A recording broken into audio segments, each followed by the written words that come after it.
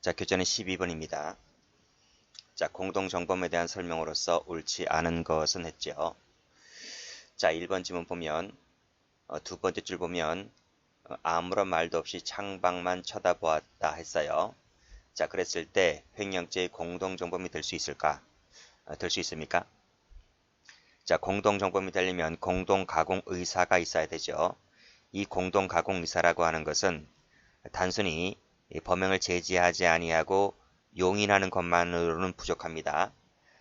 이 공동의사로 일체가 되어서 다른 사람의 행위를 자기 행위로 실행에 옮길 때 그때 공동의사가 성립할 수 있는 것이거든요. 근데 창밖만 쳐다보았다는 말은 단순히 용인에 그쳤다는 것으로 볼 수밖에 없기 때문에 이것은 일체형이 되는 것이 아니죠. 그래서 공동정범이 되지를 않는 겁니다. 그래서 맞는 지문이 되는 거죠.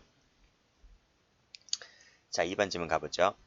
자, 권리행사 방해죄의 공동정범이 될 수 있을까를 물어보고 있는데요. 자, 2번 첫 번째 줄 보시게 되면 갑과 을이 공동으로 A의 권리행사를 방해했다 그랬어요. 여기서 물건 소유자인 을에게 그랬습니다. 따라서 이 을은 소유자란 걸 알 수가 있고요. 물건의 소유자란 걸 알 수가 있고 갑은 소유자가 아니라는 거죠. 그쵸? 둘이 공동하였다 그랬습니다. 그랬다면 갑은 비소유자고 을은 소유자인데 공모관계라는 거죠. 그러면 우리 형법 제 33조를 보시게 되면 33조 본문 규정에 따라 보면 비신분자가 신분자에게 가담하여 그 신분을 얻어올 수 있잖아요. 근데 두 번째 줄 보시게 되면 그 소유자에게 있어서 고의가 없다 했어요. 고의가 없기 때문에 을은 뭐다? 범죄가 성립하지 않게 되는 거죠. 따라서 비신분자가 범죄가 성립하지 않는 신분자에게 가담했다 하더라도 이 사람은 그 신분을 얻어올 수가 없는 거예요. 따라서 갑에게는 뭐다? 비신분자인 갑에게는 권리행사 방해죄 공동정범이 될 수가 없는 것이죠. 이해되셨습니까? 그렇게 보시면 됩니다. 여기서 키워드는 뭐냐면 고의가 없다는 게 중요한 겁니다. 정답은 2번이 되는 거예요. 자, 문제 3번 가보죠. 3번 보시면 우연히 만난 자리라고 했지 않습니까? 우연히 만난 자리에서 협력하여 공동의 범행을 실현해달라는 의사가 암묵적으로 상통하였다면 이것도 공동가공의사가 있다라고 볼 수 있는 것이죠. 그래서 공동정범이 된다. 맞습니다. 자, 4번 지문은 올해 최근 1년간 기출문제집에 있는 내용인데요. 최근에 기출됐습니다. 그래서 제가 옮겨서 갖다 놨는데요. 이 판례가 어떤 판례인지 아시죠? 이 소말리아 해적 사건입니다. 그쵸? 우리 형사법 가보면 관련 판례도 나와 있을 겁니다. 자, 해적 갑과 을이 그랬어요. 해적 갑과 을이 두목의 지시에 따라서 그쵸? 선원들을 윙브리지로 세워 해군의 위협 사격을 받게 함으로써 인간 방패를 사용했다. 이것이 이제 여기까지가 사실관계인데요.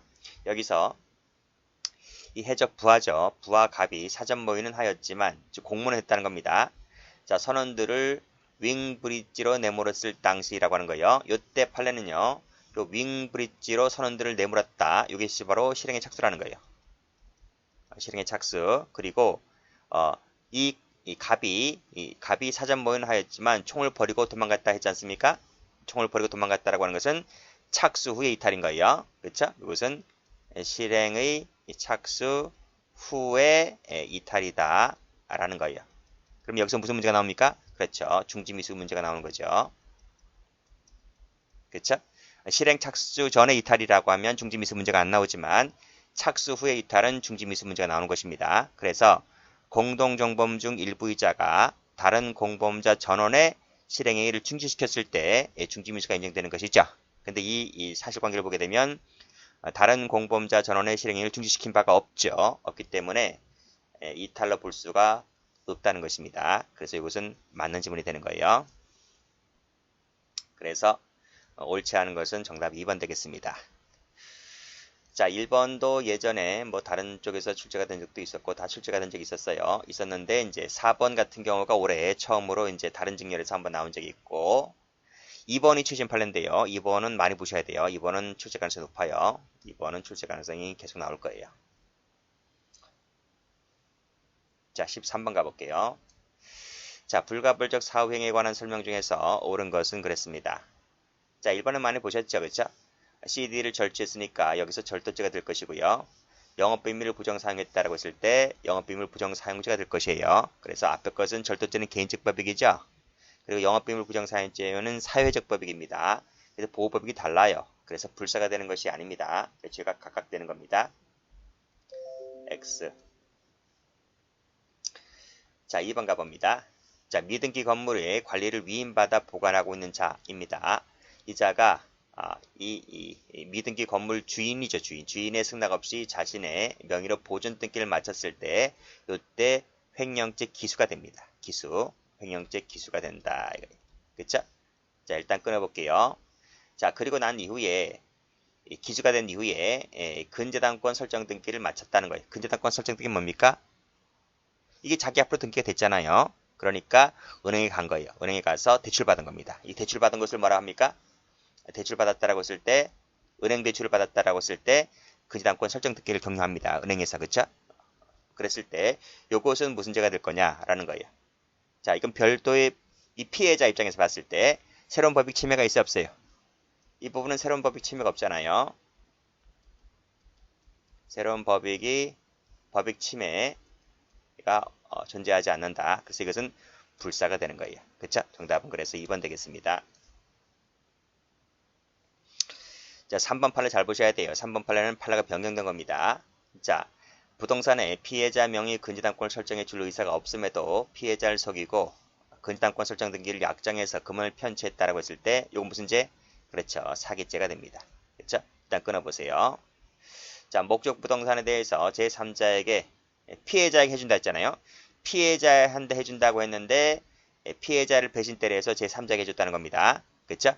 요것은 과거에는 뭐로 봤어요? 과거에는 이 부분을 피해자를 배신 때렸기 때문에 이것을 배임으로 봤어요. 배임으로 보았는데 판례가 바뀌었다는 거지 배임 자체가 되지를 않는다는 거예요. 그래서 이것은 사기죄밖에 되질 않습니다. 이때 배임 행위는 사기죄 불사가 된다? 아니에요. 불사가 되려면 일단 구성권 해당성 인정돼야 되는데 판례가 변경되기를 애당초 배임 자체가 되지를 않는다 했어요. 구성요건 해당성 자체가 인정되지 않기 때문에 불사도 되지를 않는 거예요. 이것은 사기죄 1죄밖에 안 되는 겁니다. 아시겠죠? 자, 여기서 해설 한번 가볼게요. 자, 해설을 한번 가보시면 여기 나와 있지 않습니까? 사기죄만 되는 거예요. 그치? 그래서 여기 배임죄 자체가 애당초 구성요건 해당성 자체가 인정되지 않기 때문에 불사로도 가지 않는 거예요. 아시겠죠? 그래서 쭉 읽어보시고 여기 배임죄가 되지는 않는다. 이렇게 나왔어요. 그래서 이 판례 과거 판례, 폐기된 판례 잘 받으셔야 돼요. 폐기된 판례는 배임죄도 되고 사기죄도 되고 각각 된다 그랬는데 이 판례가 지금은 사라진 거예요. 그래서 혹시나 이 과거 판례대로 출제가 되면 틀립니다. 조심하셔야 돼요. 그래서 지금은 사기죄만 된다 이렇게 보시면 돼요. 그래서 어떤 종종 이제 수험 준비하시는 분들이 각각 이제 질문을 많이 하시는데 불사가 안 되냐? 안 됩니다. 사기죄만 됩니다. 그렇게 보시면 됩니다. 그리고 말씀드렸듯이 그 위에 12번에 2번 판례 있지 않습니까? 2번 판례 별표 쳐두시고요. 꼭 좀 정리를 해두세요. 고의가 없을 때에는 공동정부 자체가 성립을 할 여지가 없다 하는 것 꼭 정리를 해두시기 바랍니다. 다시 오세요. 4번은 많이 봤죠, 그쵸? 절취했으니까 절도죄가 될 것이고 부정사용했으니까 부정사용죄가 될 겁니다. 앞에 것은 개인적 법익, 뒤에 것은 사회적 법익. 그래서 죄가 각각됩니다. 불사가 되는 것이 아니라 죄가 각각된다고요. 이 1번 논리와 똑같은 거예요. 1번 논리와. 자, 1번 논리도 죄가 각각됐죠? 4번도 각각되는 겁니다. 됐어요. 자, 14번을 가볼게요. 자, 몰수와 추징에 관련된 문제 부분입니다. 옳지 않은 것을 골라라 그랬어요. 자, 1번 추징가액의 산정 기준은 어느 때죠? 재판선고 시때죠. 그래서 이것은 맞습니다. 동그라미. 2번 가보죠. 자, 범인에 해당되는 공범자 있죠. 이 공범자라고 하는 것은 제가 누누이 말씀드리는 겁니다. 이 공범자라고 하는 것은 구성권 해당성 플러스 위법성 플러스 책임 중에서 이 두 가지만 구비하면 공범이 되는 거예요. 굳이 책임까지는 필요가 없습니다. 아시겠죠? 요 고정권 해당성, 위법성을 합쳐가지고 뭐라 불러요? 행위라고 불러요. 행위. 정확히 말씀드리면 위법성까지 구비되는 것이니까 위법행위가 되는 거죠. 위법행위를 같이 하면 공범이 되는 거예요. 책임은 같이 할 필요가 없는 겁니다. 그래서 12살짜리와 19세짜리 이 사람은 형사 미성년자잖아요. 그쵸? 형사 미성년자는 책임 능력이 없잖아요. 그러니까 이 사람은 책임 능력이 없기 때문에 벌을 받지 않는 거, 형사 처벌을 받지 않는 거예요. 근데 이 사람은 책임 능력이 있기 때문에 벌을 받는 거죠. 벌을 받는 거죠. 근데 둘이 나쁜 짓 절도는 같이 할 수 있잖아요. 절도 행위라고 하는 것은 이 행위라고 하는 것은 같이 할 수 있는 거잖아요. 그렇죠? 같이 도둑질 빈집을 털 수 있는 거잖아요. 그렇지만 12세짜리는 벌을 받지 않아요. 그래서 공범이라고 하는 것은 책임을 요하지 않지만 이 구성권 해당성, 위법성 이 두 가지만 구비가 되면 공범이 만들어질 수가 있는 것입니다. 따라서 유죄의 죄책을 지는 자에 국한되지가 않는 거죠. 그렇죠? 유죄라고 하는 것은 책임까지 요한다는 거지 않습니까? 그것을 요하지 않습니다. 따라서 유죄의 죄책을 지지 않는 공범자의 물건도 몰수가 가능한 거죠. 그렇죠? X. 그 다음 자, 미처 송금하지 못하고 소지하고 있던 수표나 현금은 장차, 즉 장래형이죠. 장차 보내려고 한 것에 해당되는 것이기 때문에 몰수가 안 됩니다. X. 자, 4번 가보시면 비트코인 아시죠? 비트코인. 자, 비트코인. 이것은 무형재산이지긴 하지만 특정되어 있기 때문에 몰수가 가능해요. X. X. 자, 됐고. 그래서 옳지 않은 것은 3개네요. 정답은 3번 되겠습니다. 자, 15번 갑니다. 자, 의무적 감경 사유를 묻고 있습니다. 이것도 대비를 해 두셔야 돼요. 자, 중지미수는 어떻게 됩니까? 중지미수. 필요적 감면이죠. 필요적 감면. 다 외우셔야 돼요, 여러분들이요. 심신미약자는 의무적 감경이죠. 의무적 감경. 그렇죠? 또 이제 형법이 개정이 일어나서 예전에는 필요적 감경이었는데 지금 의무적으로 바뀌었어요. 자수는 어떻게 됩니까? 자수. 자수는 의무적 감면이죠. 감면. 불능미수도 똑같죠? 의무적 감면입니다. 과잉자구행위 어때요? 과잉자구행위. 의무적 감면이죠. 감면이에요.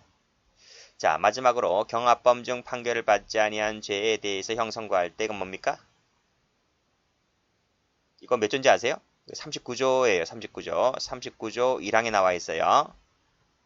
이것도 기출된 적 있어요. 이건 어떨 것 같아요? 똑같아요. 의무적 감면이에요. 그래서 문제를 지금 이 문제는 의무적 감경을 묻고 있지만 문제를 물어보는 건 다양해요. 필요적 감면을 물어볼 수가 있고 뭐 의무적 감면을 물어볼 수가 있고 문제는 뭐 다양하게 물어볼 수가 있기 때문에 나올 때마다 나오기 전에도 다 여러분들 갖고 있는 교재를 통해서 다 미리 다 숙지하고 계셔야 됩니다. 대비 안 하셨다가 만약 이 문제가 나오게 되면 틀리면 혼자만 억울합니다. 그렇죠? 그렇게 하지 마시고 뭐가 나올지 모르기 때문에 기출이 된 적이 있었다고 한다면 우리 경찰 시험에서 전부 다 만반의 준비를 다 해두셔야만 됩니다. 요령으로 공부하지 마세요. 정답은 1번입니다. 자, 16번 가볼게요. 자, 선고유예 집행유예를 묻고 있죠. 다음 중에서 옳은 것을 골라라 그랬습니다. 자, 우리가 선고유예를 할 때는 보호관찰을 받을 것을 명할 수가 있죠. 선고유예 받을 때는 보호관찰만 가능하지 이 수강명령이라든지 사회봉사명령은 안 됩니다. 그건 집행유예만 가능하죠. 일단 선고유예를 할 때 법원이 보호관찰을 받을 것을 명할 수가 있는데 이때 보호관찰 그 기간은요. 기간은 재량이 아닙니다. 재량이 아니고 어떻게 되는지 아세요?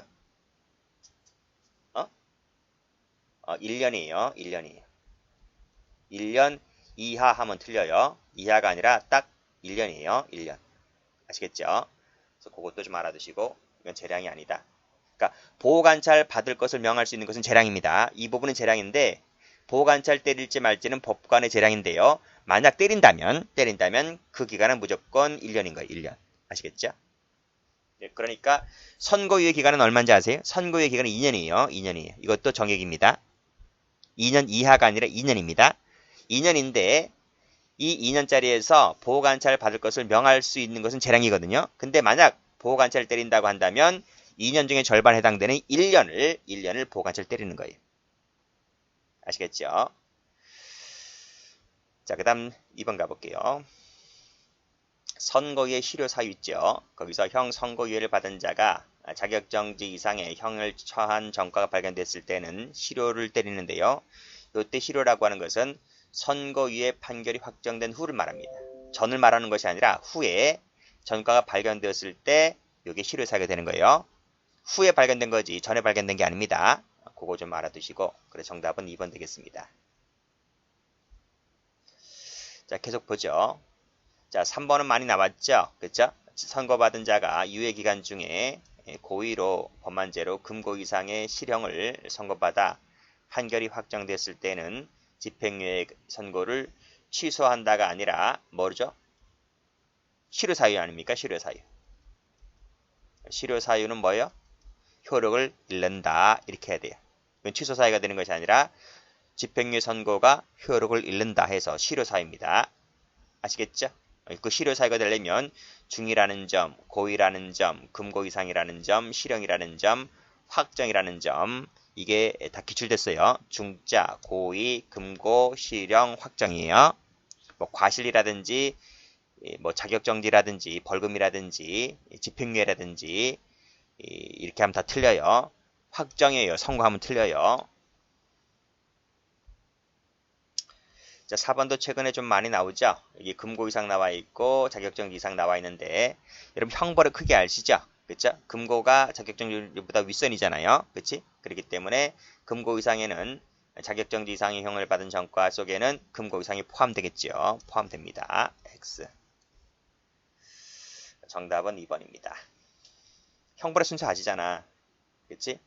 사형, 징역, 금고, 자격 상실, 자격 정지, 벌금, 구류, 과료, 몰수 이렇게 이 순서잖아요. 그렇죠? 순서란 말입니다. 그러면 여기 금고가 어디 나와 있어요? 금고가 3번이 3번. 자격 정지는 5번이잖아요. 서열이 3번이고 5번이잖아요. 그러니까 이 금고가 자격 정지보다 순서가 크잖아요. 크기 때문에 금고 이상은 자격 정지의 형을 받은 전과에 포함되죠. 순서가 크기가 이게 더 크기 때문에. 그렇게 이해하시라고요. 그렇게 이해하는 것이 빨라요. 자, 17번 가볼게요. 자, 옳은 것을 골라라 그랬어요. 자, 중감금죄 아시죠? 중체포감금죄는 이 구체적 위헌범이 아니에요. 그쵸? 이것이 아니라고요. 그래서 사람을 감금하여 생명에 대한 위험 발생이라고 하는 것이 없어요. 왜? 위헌범이 아니기 때문에. 이것은 뭐예요? 결합범이에요. 그래서 사람을 감금하여 가혹한 행위를 했을 때 성립하는 범죄예요. 그래서 감금 플러스 가혹한 행위가 결합된 결합범인 것이지 위헌범이 아니기 때문에 위험이란 말 나오면 틀리는 거예요. 이번에 많이 보셨죠? 그쵸? 자, 보세요. 강도상해 범행이 끝났다 했기 때문에 여기서 강도상해죄는 기수가 되는 거예요. 요제 1죄는 끝나는 거예요. 뭐가 기속됐다는 거예요? 감금이 계속됐다는 거예요. 감금은 계속범이잖아요. 그쵸? 그러니까 강도상해죄 끝났지? 그리고 감금죄가 계속되었기 때문에 계속된 일정한 시점에서 끝나겠지? 그럼 이것도 감금죄가 기수가 되는 거예요. 그렇기 때문에 강도상해죄 플러스 감금죄 각각의 죄가 성립하게 되는 것이고 행위가 별개죠. 별개. 이게 끝난 다음에 감금이 별도로 계속되었기 때문에 그것은 행위가 각각 있는 것이기 때문에 상상적이 되는 것이 아니라 실체적 경합범이 되는 거예요. 아시겠죠? 두 개의 죄가 다 되고 경합범이다. 이 뜻이에요. 자, 법정에 정해진 절차를 밟지 아니한 채 방치하면 감금죄가 됩니다. 법정에 정해진 절차에 따라하게 되면 우위포성이 조각되겠지만 절차를 밟지 않아 했기 때문에 이것은 위법한 행위라는 거예요. 감금죄는 위법한 행위이기 때문에 감금죄가 되는 겁니다. 동그라미. 체포죄는 계속범이죠. 그렇죠? 그래서 일정한 시간이 지났을 때 기수가 되는 것이다. 근데 일정한 시간이 못 지나게 되면 미수범이 될 뿐이다. 맞는 겁니다. 그래서 옳은 것은 몇 개다? 2개입니다. 자, 강간과 추행죄 가보죠. 다음 중에서 옳지 않은 것을 골라라 그랬습니다. 자, 강간죄 예비 뭐 있죠? 있어요. 중강간죄 있죠? 강간 들어가면 다 있어요. 상해죄 있어요. 치상죄가 없어요. 그 다음에 미성년자 의제는요. 즉 13세 미만자잖아요. 13세 미만자인데 이것은 강간이든 추행이든 다 있어요. 아, 이것도 개정됐죠? 이것도 13세 미만짜리가 있고 16세 미만짜리가 있어요. 그렇죠? 개정됐습니다. 그래서 이거는 강간하고 추행이 다 있어요. 그래서 다 있고 이거 없어요. 피고금자 간음죄 없어요. 그래서 틀린 부분이 치상죄가 틀렸고 피고금자 간음죄가 틀렸습니다. 다시 한번 정리 한번 해볼게요. 강간과 추행죄에서 정리 한번 해볼게요. 자, 예비 음모 있는 거 볼게요. 예비 음모죄가 있는 거 땡땡 하시고 일단 강간이 들어가 있는 것은 중강간이든 다 돼요. 아시겠어요? 예비 음모 있는 것은 일단 강간이란 말 들어가 있는 것은 단순 강간이든 중강간이든 다 된다고요. 유사 강간도 돼요. 유사 강간도 예비 음모가 있어요. 그러면 이건 있을까? 강제추행 있을까? 강제추행 없어요. 강제추행죄는 예비 음모가 없어요. 됐죠? 그 다음에 여기 밑에 나와야지 강간 등 상해죄가 있어요. 상해죄가 있고 치상죄는 없다 그랬어요. 치상죄는 없다. 그리고 또 강간 등 살인죄가 있을 것 같죠? 치사죄가 있을 것 같죠? 이게 없어요. 상해죄밖에 없어요. 왜 없냐 물어보지 마세요. 입법자들이 없다 했어요. 상해죄는 있는데 살인죄가 없다 했어요. 결과적 가정법 내 없는 건데 이해하겠는데 일단 상해는 있지만 살인죄가 없어요. 그 다음에 추행죄가 없는데요. 이건 있다 그랬어요. 305조니까 이거잖아요. 그쵸? 이거 미성년자 의제 강간하고 강제추행이죠? 이거는 다 있어요. 이거는 둘 다 있어요. 이거 물론 강간은 있죠. 강간 당연히 있는데 미성년자 의제는 강제추행도 있어요.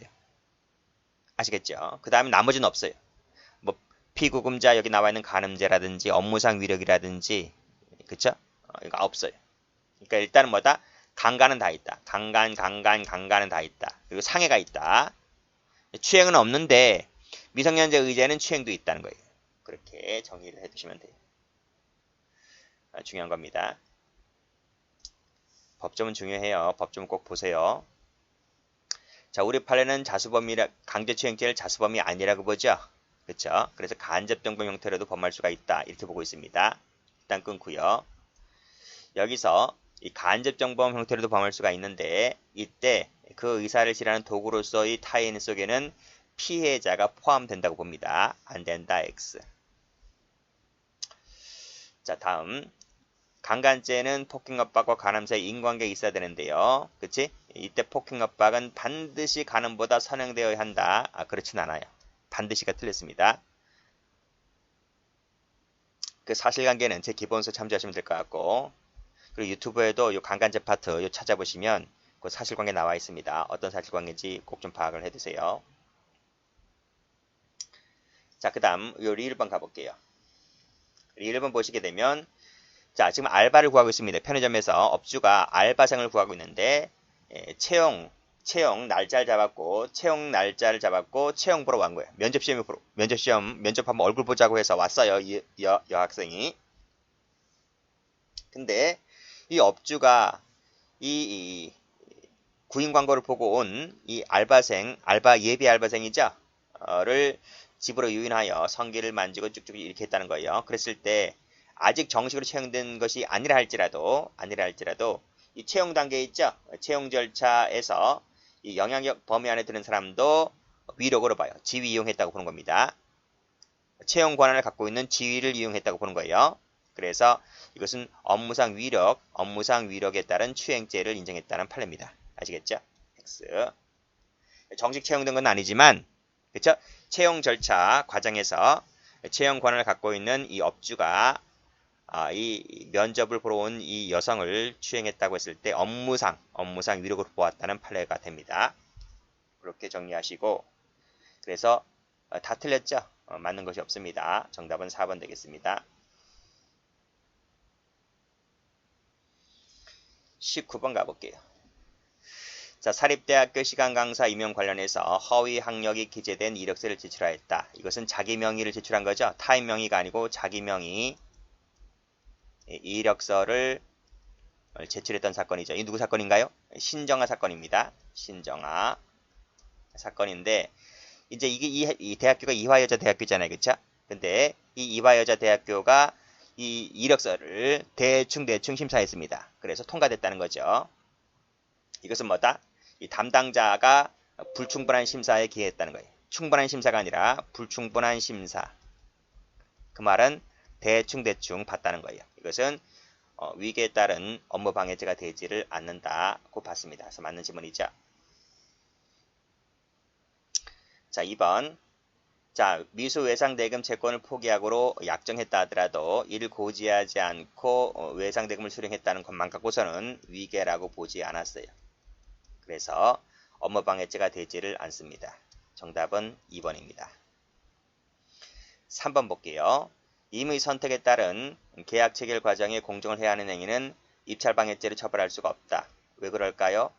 입찰이 존재하지 않으니까. 그렇죠? 왜냐하면 입찰이 존재하지 않기 때문에 그래요. 입찰방해죄가 되려면 입찰 자체가 존재해야 되거든요. 근데 임의선택이라고 하는 것은 입찰이 없는 거예요. 수의계약을 말하고 있는 거예요. 수의계약을 통해서 지금 계약을 준 거지 입찰을 해서 계약을 준 게 아니기 때문에 공정을 해야 하는 행위가 개지가 되었다 하더라도 본죄가 되지는 않는 겁니다. 자, 입찰 담합행위 나와 있네요. 일부 Y 사이에서 담합이 이루어졌다고 한다면, 그래서 공정을 해치는 행위가 되었다고 한다면 본죄가 될 수 있는 것입니다. 그래서 맞는 지문이죠. 정답은 2번입니다.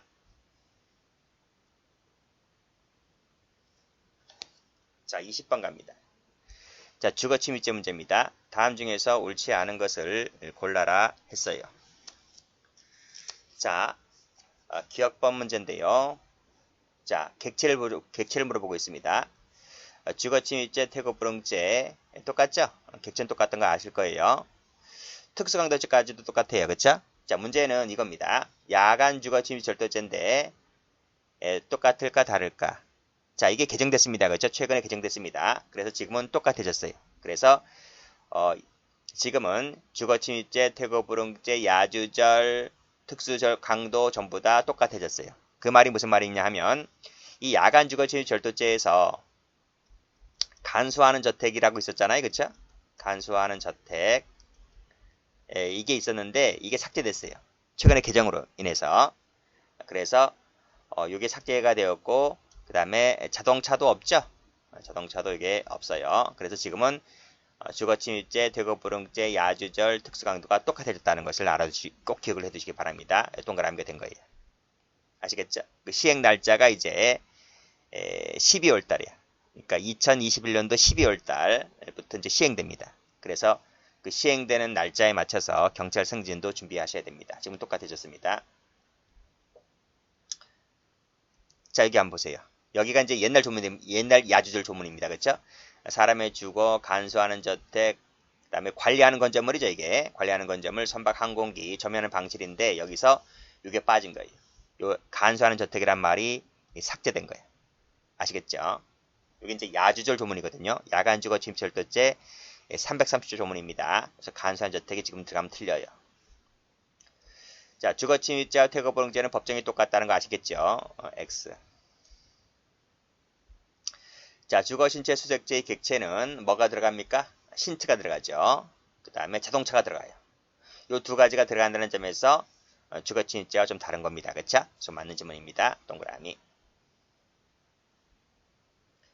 4번. 자, 상습절도 목적으로 주거 침입을 했습니다. 그러면 두 개의 죄는 각각成立하게 됩니다. 별개의 죄가 되는 거죠. X. 야간일 때는 일죄가 될 수가 있어요. 근데 주간일 때에는 야간이란 말이 없잖아요. 그러면 주간이라는 겁니다. 주간일 때는 주간 주거침입 절도죄라는 것 자체가 없기 때문에 그때는 주거침입죄와 절도가 각각成立하게 되는 겁니다. 자, 요 비읍번은요. 요 비읍번은 있는 교재가 있을 것이고 없는 교재가 있을 거예요. 요 비읍번. 아시겠어요? 요 비읍번은 이게 20번인가? 있는 교재가 있고 없는 교재가 있는데 제가 초판일 때는 여기 보세요. 여기 한번 보세요. 여기 보세요. 여기가 이제 2021년도 9월 9일자잖아요. 그쵸? 9월 9일자고 저는 합의자 판결인데 제가 처음에 판을 찍었을 때 9월 9일 이전에 찍었어요. 그래서 요 비읍번이 들어가 있는 없는 교재는 처음에 나온 교재고 요게 있는 교재는 제가 두 번째 판을 찍을 때 이걸 제가 집어넣습니다. 아시겠어요? 그러니까 혹시 없다 하더라도 뭐 크게 신경 쓰지 마시고 여기 보시면 되니까 요게 그 유명한 그 처가 남편 부재 중에 처가 그 외간 남자를 불러들여서 정을 통했던 사건이죠. 그 부분에 있어서 주거침입죄가 될 것인가 하는 판례인데 안 된다는 거죠. 그렇죠? 그래서 남편의 동의를 얻지 않았다 할지라도 아내의 동의, 동거인 중에 한 명의 동의를 얻어서 들어갔다고 한다면 주거침입죄가 되지를 않는다는 판례입니다. 이 자세한 사실관계는 제가 봉투 모의고사 할 때 사실관계 전체를 통해서 집어넣기 때문에 그 부분 할 때 제가 설명 따로 드릴게요. 일단은 요 지금 중요한 조문이기 때문에 꼭 좀 기억해 두세요. 출제 가능성이 아주 높은 지문이라는 거예요. 한번 보겠습니다. 외부인이 그쵸? 공동주거자 일부가 부재 중에 일부가 부재 중이라는 것은 남편이 부재 중이죠. 그쵸? 그래서 주거 내 현재하는 거주자가 이제 그 처의 승낙을 받아서 통상적인 출입 방법에 따라서 그 아파트에 들어간 겁니다. 그랬을 때 그것이 그 출입이 그 남편의 추정적 의사에 반한다 할지라도 이 거주자의 현실적인 승낙을 받아 들어간 것이라고 한다면 주거침입죄가 되지를 않는다라는 것입니다. 아시겠죠? 왜냐하면 이것은 간통죄가 형법상의 범죄였을 때는 주거침입죄가 됐었죠. 근데 간통죄 자체가 이제 위헌 판결받게 되고 형법에서 사라졌기 때문에 이제는 형법상의 범죄가 아닌 거예요. 형법상의 범죄가 아닌 곳에 들어갔다면, 그쵸? 일방의 동의를 받고 들어갔다면 범죄가 아닌 것이기 때문에 들어갔다 하더라도 죄가 되지 않는 거예요. 아시겠죠? 그러니까 형법상의 범죄가 되는 곳에 들어갔다고 한다면 주거침입죄가 따라붙지만 간통죄 자체가 형사상의 범죄가 아니기 때문에 따라서 일방의 동의를 받고 들어갔다고 한다면 별도로 주거침입죄가 되지를 않는다. 이렇게 보시면 되겠습니다. 중요한 판례입니다. 이 판례가 아까 해설이 없었죠? 해설이 없었네요. 그냥 판례 번호만 갖다 놨는데 제가 봉투 모의고사 할 때 자세히 한번 설명해 드리도록 하겠습니다. 봉투 모의고사는 지금 모의고사처럼 최종 모의고사처럼 전체 다 강의하지 않아요. 중요한 판례만 골라서 하나씩 해드릴 거예요. 일단은 이거 맞는 지문이죠? 답 몇 개라는 거예요. 그래서 옳지 않은 것을 골라라 했네요. 1, 하나, 둘, 3개네요. 정답은 3번 되겠습니다. 자, 21번 가보죠. 여기까지만 할게요. 21번. 중강도죄에 대한 설명으로서 옳지 않은 것을 골라라. 자, 준강도 행위가 진전하여 강도 상해를 했다는 거예요. 그랬을 때는 일괄해서 준강도 상해죄 1일죄가 됩니다. 그쵸? 일죄가 되지 따로 이 준강도죄가 되지는 않는다. 그쵸? 요 일죄가 됩니다. 두 번째. 이건 많이 보셨죠? 흉기를 휴대하게 되어서 다시 한번 폭행협박을 가할 때 비로소 흉기를 휴대했다는 겁니다. 그랬을 때는 특수강도의 준강도가 되는 거죠. 흉기를 휴대하지 않았다면 단순강도가 되는 거예요. 그쵸? 그래서 우리 판례는 특수강도의 중강도가 되느냐 단순강도의 중강도가 되느냐와 관련해서 이 폭행협박 시의 행위 태양에 따라서 특수강도가 되기도 하고 안 되기도 한다는 겁니다. 그래서 폭행협박을 가할 때 맨손으로 때렸다. 그러면 단순강도가 되는 것이고 맨손이 아닌 흉기를 들고 때렸다. 그러면 특수강도가 되는 거예요. 이렇게 보는 것이 판례입니다. 자, 2번. 자, 절취행위를 하려다가 미수에 그쳤다는 겁니다. 근데 상해를 가했다는 거죠. 그쵸? 얘기는 하야지 못했다고 볼 수가 없는 이상 이 말은 무슨 것이죠? 부정의 부정은 긍정이라는 말이기 때문에 얘기는 했다는 거죠. 그쵸? 그래서 절도 미수가 상해를 가했다는 겁니다. 그러면 뭐가 됩니까? 강도 상해죄가 되는 거죠. 강도 상해죄. 그쵸? 가담하지 않았다 하더라도 예견이 가능했다면, 예견 가능성이 있다면 이 사람도 강도 상해죄가 되는 거예요. 상해죄가 되는 거예요. 치상죄 아닙니다. 치상죄 된다 그러면 틀려요. 실무가들은 뭐예요? 상해죄하고 치상죄 형량이 똑같아요. 똑같기 때문에 여기서는 상해죄로 갑니다. 살인죄일 때는 달라요. 살인죄일 때는 예견 가능성이 있으면 치사죄가 되는 겁니다. 근데 상해 같은 경우는 치상으로 가지 않고 상해로 가요. 이것도 좀 알아두셔야 돼요. 4번을 볼게요. 물색하던 중이란 말은 실행에 착수해 나갔다는 거죠. 그래서 체포를 면탈을 목적으로 밀어서 넘어뜨렸다라고 했을 때 준강도죄가 되는 것이 아니라 뭐가 됩니까? 준강도 뭐예요? 체포를 면탈할 목적으로, 그러니까 여기서 이제 준강도 만들어졌죠, 그렇죠? 목적으로 밀어 넘어뜨렸으니까 폭행협박을 가했다는 거죠. 폭행을 가했다는 거잖아요. 폭행을 가했다는 것이기 때문에 준강도죄가 되는 거죠. 준강도죄 미수가 되는 거죠. 준강도 미수가 됩니다. 왜냐하면 절도가 미수인 상태에서 밀어 넘어뜨렸기 때문에 준강도 미수가 빠졌어요. 미수가 빠졌기 때문에 틀린 겁니다. 정답은 4번 되겠습니다. 여기까지 합니다.